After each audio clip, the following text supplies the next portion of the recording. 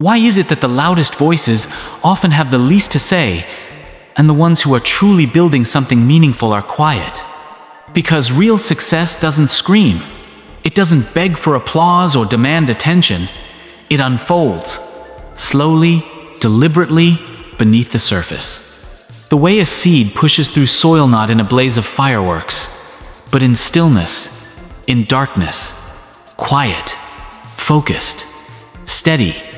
Yet somewhere along the way, we were conditioned to do the opposite, to showcase every step, to narrate our journey in real time, to live in broadcast mode, telling the world what we plan to do long before we've done it.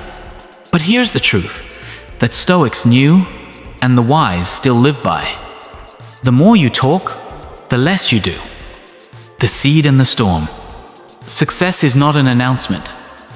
It's a becoming. And becoming takes time. Think about it. A tree doesn't grow by shouting its height into the wind. It grows in silence, root by root, inch by inch. It strengthens where no eye can see. It anchors itself. Then, only then, does it rise. The world is full of noise. And yet, your greatest growth? It happens when you're not performing for it. That's the paradox. The moment you feel compelled to tell everyone about your dream is often the very moment you should be holding it close, protecting it, guarding its early stages from the breeze of opinion. Because momentum, once shared too early, can vanish. Not because you aren't capable, but because the act of sharing gave your energy away. The energy exchange? When you speak your dreams too soon, you start spending them. Like coins you haven't yet earned. You get a small dopamine hit from someone's reaction. A nod, wow, that sounds amazing. And your brain, without knowing, it records that as a win. Except, it wasn't. Nothing happened. The work hasn't been done. The roots haven't taken hold. The page is still blank. But in your mind, you're halfway there. You feel closer to the goal simply because you talked about it. That's the danger. Talking becomes a substitute for building. Performance replaces discipline. And slowly, your inner fire dims. The Stoic way. The Stoics taught, focus only on what you can control. Let go of the rest. Recognition? Applause? Not in your control, but your effort, your vision, your silence? That's yours. Silence isn't weakness. It's wisdom in disguise.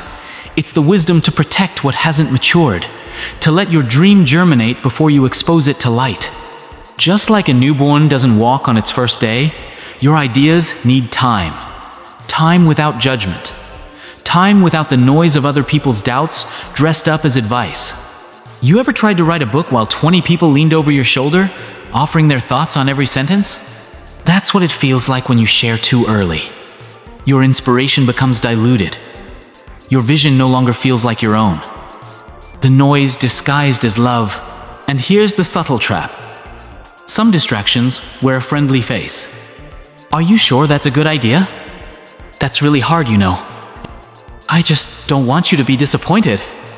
They mean well. But their concern isn't fuel, it's friction. And their opinions, however, kind can't feel the fire that started in you. That spark, that burning in your chest at 2 a.m. That moment when an idea grabbed you so tightly you couldn't sleep. You scribbled notes in the dark. You imagined what life would look like if this came true. That moment was real, sacred, alive. But then you shared it, hoping for encouragement, needing validation, wanting someone to say, yes, go for it. And instead, they offered you doubt, not intentionally, but simply because they aren't equipped to carry your dream. The dangerous substitute. Validation is seductive. It's easier than the grind. Easier than failure. Easier than waking up early or staying up late. So we chase the quick reward, likes, comments, applause, all the external signs of progress without the actual progress. It's like sipping energy from a battery you didn't charge. And here's the Stoic reminder. True fulfillment doesn't come from being seen. It comes from becoming. Carl Jung once said, "The privilege of a lifetime is to become who you truly are." But you can't become anything real if you're outsourcing your confidence to everyone else's reactions. You have to earn that self-trust. In silence, in effort, in moments no one applauds. Silence is your strategy. So the next time you feel that fire, that spark of vision, that rush of clarity that makes you want to scream it from the rooftop spas, breathe. Don't announce. Build. Don't seek approval. Sharpen your craft. Let your results speak when they're ready. Let your silence be misunderstood. Let your journey be yours alone until it's undeniable. Not everything needs to be shared, especially not when it's still taking shape. Because the most powerful kind of success doesn't need to be loud. It simply is. In a world craving attention, restraint is power. In the silence you choose, you're not withholding out of fear, you're protecting something still forming. Because the moment you speak too soon, you risk mistaking noise for motion. Illusion of progress. It feels like you're moving forward, but are you? That's the illusion. The trap. You talk about what you'll do. You outline the vision. You imagine how it'll all play out. And slowly, you begin to feel like something has happened. But nothing has. Aristotle once taught that virtue lies not in the thought of action, but in the action itself. Thinking about doing the work, or worse, talking about it endlessly, doesn't count. Not really. Because every word spoken too soon trades real momentum for temporary performance. And the truth is, once momentum slips from your hands, it's difficult to get it back. Like water spilling from a bucket, you can't gather it all once it's out. Why builders keep walls up? There's a reason why builders raise walls long before the structure is done. It's not to hide, it's to protect. The construction process is messy. There are mistakes. Days when nothing fits. When the lines are off. When you have to tear things down and start again. There's dust. There's debris. Crooked beams and half-laid bricks. No one claps for a pile of wood or a muddy foundation. And they shouldn't, because it's not finished. But that stage, that mess, it's the most vital part. Because if the foundation is weak, everything on top will eventually collapse. That's why the wise keep the walls up. Not to deceive the world, but to give the workspace to become real before it's interrupted by expectation. Socrates once warned us, beware the barrenness of a busy life. You can be constantly occupied and still be building nothing at all. The performer's trap. There's a fine line between working and performing. You tell yourself you're just updating others. You're sharing the journey. But often, you're just staying busy, being visible, instead of being focused. And what if someone directly asks you, so, what do you do? Or, what are you working on? It's tempting to launch into the whole story, to impress, to explain, to sound polished and productive, because we're afraid of seeming like we're standing still. But here's the truth. Not every question deserves an answer. Just because someone is curious doesn't mean they're entitled to your process. Some people ask because they genuinely care, but others? They're measuring, comparing, calculating how far along you are versus where they are. And that comparison? It's rarely helpful. Hidden motives and subtle shifts. Sometimes the judgment is obvious. Other times, it's wrapped in compliments or casual remarks. Wow, that sounds ambitious. Good luck with that. Even the most well-meaning feedback can shift your balance. One comment, one glance, one raised eyebrow, and suddenly, you're second-guessing something you were once sure about. And so, without even realizing it, you start adjusting. Not because your path is wrong, but because someone else couldn't understand it.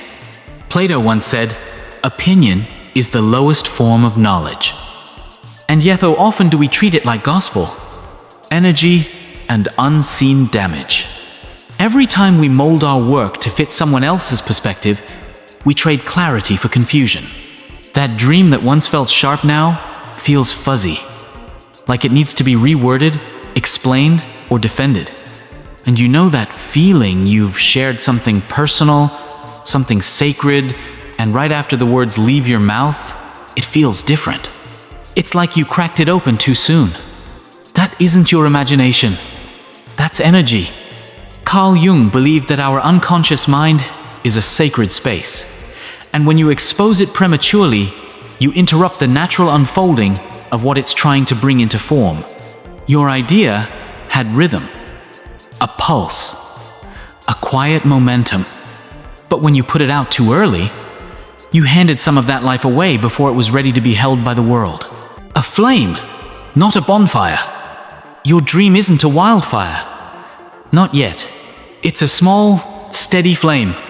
Warm, alive, but delicate. If you bring it into the open too, soon into the cold air of criticism, into the winds of doubt, it might not survive. And it doesn't go out in some dramatic flash. There's no thunderous gust, no dramatic collapse, just a flicker. Then, a little less, until all that's left is a faint, orange glow. You might not even notice it right away, but suddenly, the room feels colder. The motivation that once filled your chest has thinned out. Embers, and the accountability myth. So you return to the dream days later, hoping to pick up where you left off. But it's not the same. You feel disconnected. The fire is gone. Just embers now. Then someone says, "But isn't telling others supposed to make you more accountable?" A fair question. We're taught that saying something out loud makes it real, that if others know, we'll feel more pressure to follow through. But here's the truth Stoics knew. Real accountability isn't about broadcasting your intentions. It's about keeping your promises to yourself, in the quiet. When no one's watching, that's where real discipline is born. Excellence is a habit. If your motivation depends on being seen, you're not chasing a dream, you're chasing approval. You're putting on a performance. And performances? They thrive on applause, not substance. Aristotle reminds us. We are what we repeatedly do. Excellence, then, is not an act, but a habit. So ask yourself, are you building a habit or putting on a show? True discipline begins in the shadows. When you stop performing and start building, when the applause fades and it's just you and the work, that's when your foundation takes shape. The highlight reel versus the real work. Ask yourself, are you building a future or just curating a highlight reel? There's a rare, often misunderstood strength in working silently, in rising before the world stirs, not for the photo, not to post your morning hustle, but to actually move the needle, to revise, to rethink, to redo, alone, without witnesses, without applause. That kind of labor isn't glamorous. It's raw, it's repetitive, it's often invisible, but it's real. And because it's real, it transforms you. It strengthens parts of you that no spotlight can touch. Slowly, something shifts. You stop needing gold stars from the outside, because the act of doing becomes the reward, not the reaction, not the recognition. That's how solid foundations are built, quietly, day after day, step by step. Carl Jung believed that real growth, what he called individuation, was an inward journey, a solitary one. And that journey, it was never meant for an audience. It belongs to you and only you. Momentum comes from within. We all chase momentum, but we forget where it lives. Momentum isn't a flood of likes or public validation. It's the rhythm that forms when you keep showing up. Not once, not when you're in the mood, but again and again in silence. No applause, no fanfare, just presence. Because when you're not pausing to explain every step, when you're not consumed by how your work looks from the outside, you move with speed and clarity. You become unstoppable. Not because you're faster, but because you're uninterrupted. Plato wrote, "The first and best victory is to conquer self." That kind of victory doesn't arrive with a trophy or fanfare. It arrives in silence, earned, not displayed. If they start asking, "But what happens when people start asking? What are you working on? Why so quiet? Are you hiding something?" Let them wonder. People are naturally curious. They want to categorize, to label, to define. It gives them a sense of control. But they weren't given your vision. They don't carry your burden. They won't be there when you fail. They won't be the ones piecing things back together if it all falls apart. So why offer them access to something they're not equipped to understand? Would you invite someone to critique a painting before the brush ever touched the canvas? It sounds absurd, doesn't it? Because what would they see? Worse, what would they judge? An empty space. A vague concept. And yet, that's what we often do with our dreams' way. Share the blueprint before the foundation's even set. We expose the idea before it's grown roots. The danger of early feedback. Why are we so quick to seek feedback on something that doesn't even exist yet? Socrates once said, "To find yourself, think for yourself."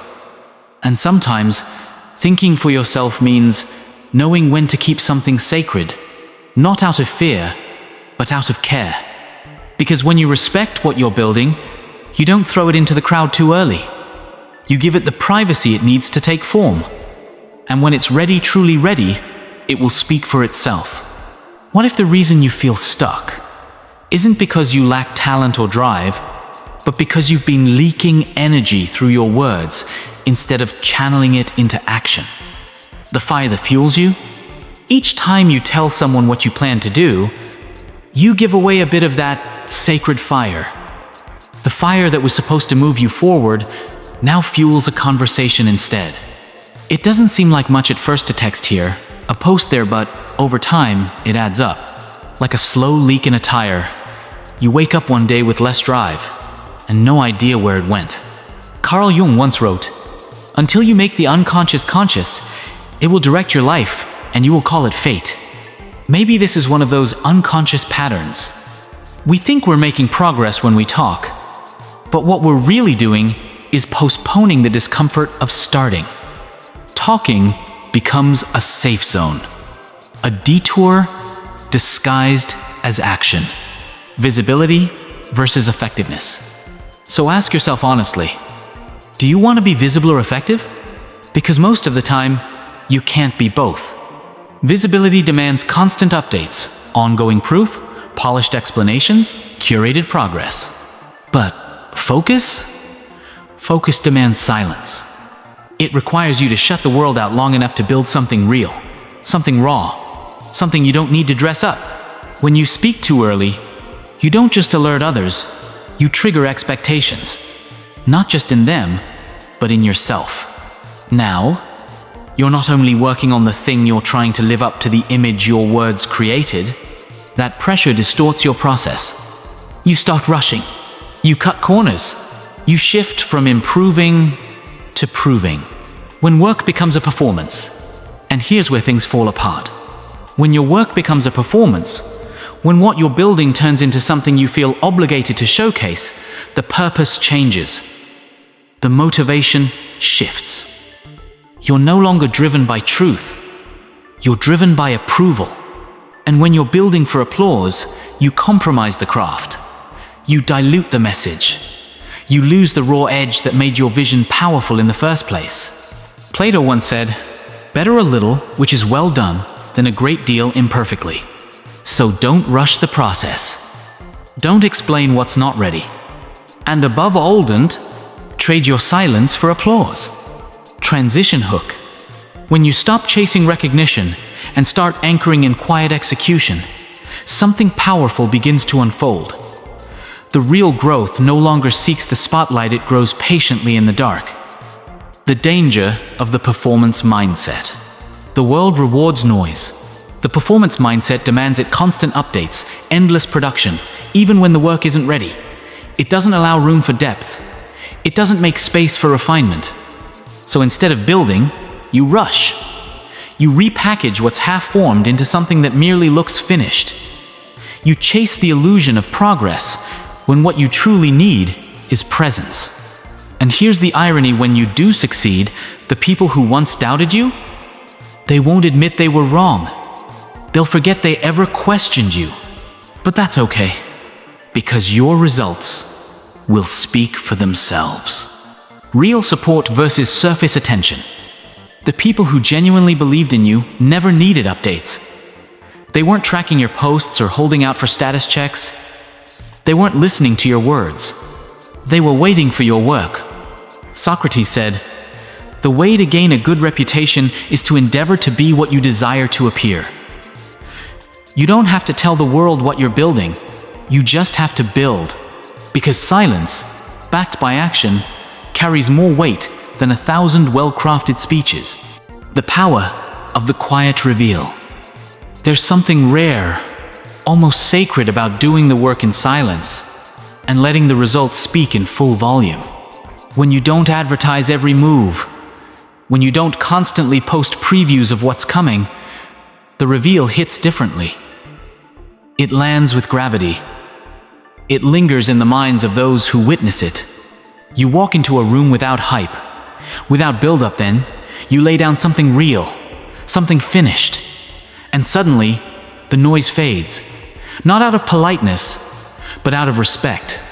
What you've created speaks in a language louder than any promotion. Not just impressive, unforgettable. Why? Because it came without warning. Because it didn't lean on expectation. It stood alone on completion. Build without breadcrumbs. You didn't drop hints. You didn't ask for praise mid-process. You just kept showing up, kept refining, kept building when nobody was watching. And now? You don't have to explain. You don't have to defend. The work is there. It's complete, visible, and it speaks volumes without you saying a word. As Aristotle put it, character is revealed through action, not through words. In that quiet reveal, your character speaks, focused, determined, unwavering. The world of promises. But doesn't it feel like we live in a time where people earn attention not by what they finish, but by what they promise? Everyone's in process. Everyone's talking. Everyone's sharing goals, plans, next steps. But talk? Talk is temporary. Execution, that's what leaves a mark. Respect earned through delivery has a different texture. It holds weight. It sticks. It's not washed away when someone louder enters the room. Plato once said, "Wise men speak because they have something to say. Fools, because they have to say something." And in a world overflowing with digital noise, those who speak less but do more cut through the chaos.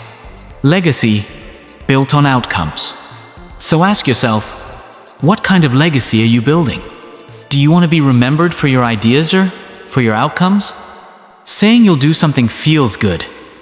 It gets attention. It earns applause. But it fades quickly. People forget. They scroll on. But when you show up quietly and you drop results on the table, maybe they're imperfect, maybe they're still rough around the edges, but they're done. You earn a different kind of respect. The kind that lasts. The power of ownership. Socrates said, "Let him that would move the world first move himself." Let your energy go there, not to the crowd, not to their opinions, not to their applause. This isn't about image. This isn't about crafting a perfect online presence. It's deeper than that. It's about ownership. When you keep your vision to yourself, when you commit silently, you take full responsibility for what comes next. There's no room to hide, no one to blame, no performance to maintain. Either it's done, or it isn't. Either you showed up, or you didn't, when no one's watching. And that clarity, that honesty with yourself, it's rare in a world addicted to spinning stories. When no one else is holding you accountable, the mirror becomes your judge. And the mirror doesn't lie. But here's the secret: it also sets you free. Because when you don't owe anyone an explanation, you give yourself the room to explore, to shift direction, to take bold risks, to fail quietly, to learn without commentary. You remove the pressure to perform for people who don't carry your weight. Carl Jung spoke of individuation, the process of becoming your true self. And that journey? It's internal, not public. It doesn't live in a feed. It lives in solitude. Attention versus achievement. The moment you stop chasing permission is the moment you begin to evolve. But how far we've drifted. Today, we're addicted to being seen. Every step must be documented. Every win shared. Even when the foundation isn't secure yet. But growth? Growth doesn't happen under a spotlight. It happens in stillness, in confusion, in late nights when you're uncertain, trying something new and not sure if it will work. That's where the roots take hold. So, why do we fear the dark? Why do we feel that if we're not visible, we're not valuable? Maybe we've confused attention with achievement. The value of silence. Plato once said, "The measure of a man is what he does with power." And there's power in silence. Power in solitude. Power in not needing the world to validate what you're still figuring out. Because the real work begins when no one's watching. That's when the masks drop. That's when you stop asking, "How does it look?" and start asking, "Does it feel right?" No more pretending, no more performing. Just you, your effort, and the quiet discipline of showing up. Look inward, not outward. That's the version of you that isn't collecting approval like coins. That's the version that builds not to impress but to express. Carl Jung once said, "Your vision will become clear only when you can look into your own heart. Who looks outside, dreams. Who looks inside, awakes." And maybe, just maybe, the reason you haven't made the progress you hoped for is because you've been looking outward for too long. Building without witnesses. So ask yourself, what could you build if no one was watching? What kind of work would you create if no one ever asked for a status update? If no one clapped? If no one criticized? Would you go further? Be more bold? More honest? Because when you remove the pressure to impress, what you're left with is clarity. You begin to trust your instincts again. You stop second-guessing. You move differently aligned, not with trends, but with purpose. The final shift, and something incredible happens. You stop performing. You stop shaping your process to look good, and you start shaping it to be good. You create because it means something. Not to be seen, but to be fulfilled. Plato said, "The soul takes nothing with her to the next world but her education and her upbringing." So, maybe it's time to shift your focus from what you can show to who you can become. The undeniable truth. And one day, without a trailer, without a press release, you're done. The work is finished. Not forced, not pieced together, but whole. True, undeniable. You don't need to post about it. You don't need to explain. It arrives on its own terms. Quiet, solid, real, and that's when the world finally stops and asks, "Wait, how did you do that?" And you'll smile, because you already know.